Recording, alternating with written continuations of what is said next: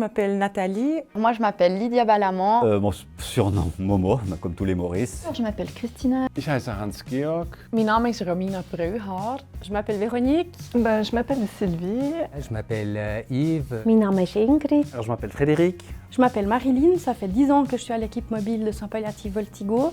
Als ich 10 Jahre alt war, wollte ich Surfer werden und Beachbum. J'avais envie d'être aide familiale. Alors, je rêvais de faire astronaute. Je rêvais d'être assistante sociale ou psychologue en prison. Faire de l'humanitaire, partir dans les pays très loin. Je rêvais d'être hôtesse de l'air. Soit maîtresse d'école, soit infirmière. Als ich 10 war, wäre ich am liebsten Musical-Darstellerin geworden. La chanson à laquelle j'ai pensé, c'est le bateau blanc. Ça parle simplement qu'on est tous sur le même bateau pour aller vers l'océan. Une chanson qui représente à mes yeux l'esprit de notre équipe, c'est Lean on Me de Bill Withers. It's a Beautiful Day de U2. Des 3 cafés gourmands, la vie est fragile.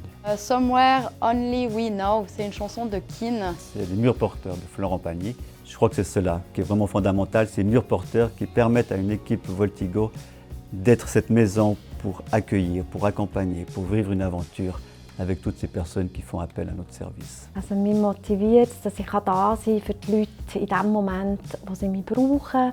Es motiviert mich auch die Offenheit, das Vertrauen, die Ehrlichkeit, die die Leute mir entgegenbringen. Das ist etwas sehr Schönes.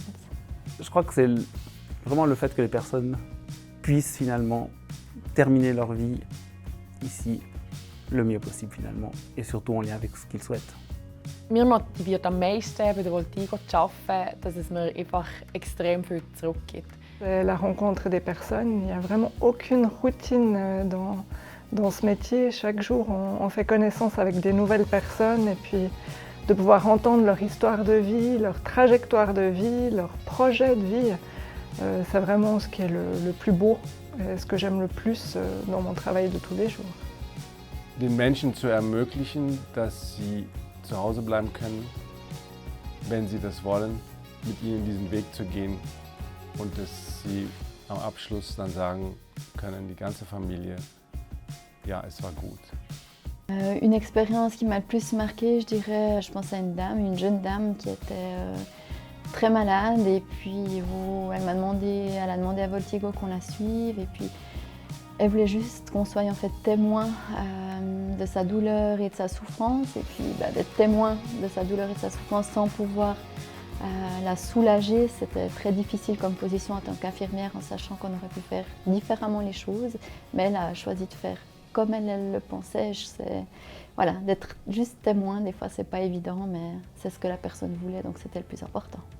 Alors il y en a tellement, mais une m'a marqué, c'est l'organisation d'un mariage en urgence et le constat que la constellation des étoiles s'était alignée pour que tout se déroule au mieux pour la célébration de ce mariage, avec un côté quand même heureux.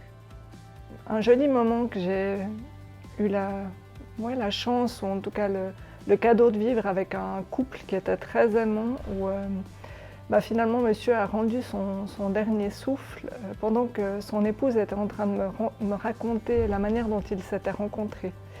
Et puis j'ai trouvé ce moment très touchant et j'ai eu le sentiment d'être accueillie dans l'intimité de leur famille en fait. Donc ça m'avait touchée. Ouais.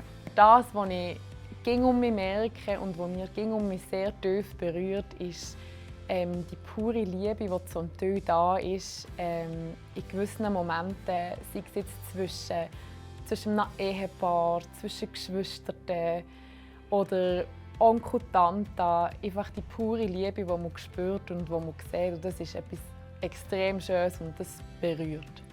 Alors il y a aussi des moments de tristesse dans notre travail, forcément. Ça a été l'expérience la plus difficile, ça a été d'accompagner une jeune dame de 20 ans dans un processus de fin de vie et puis d'accompagner ses proches. Depuis les 10 ans d'existence de Voltigo, un impact positif pour les personnes en situation palliative, je pense, c'est de savoir qu'elles ont le choix. L'impact positif, je pense que ça a permis à la population fribourgeoise d'avoir une véritable alternative à l'hospitalisation pour envisager sa fin de vie. Je crois que Voltigo, pour ces familles, le soin de la marginalité, c'est le soin qui va mettre que leur vie a du sens encore, malgré la maladie, malgré les traitements, et que nous sommes là pour les accompagner, pour leur donner sens à cela.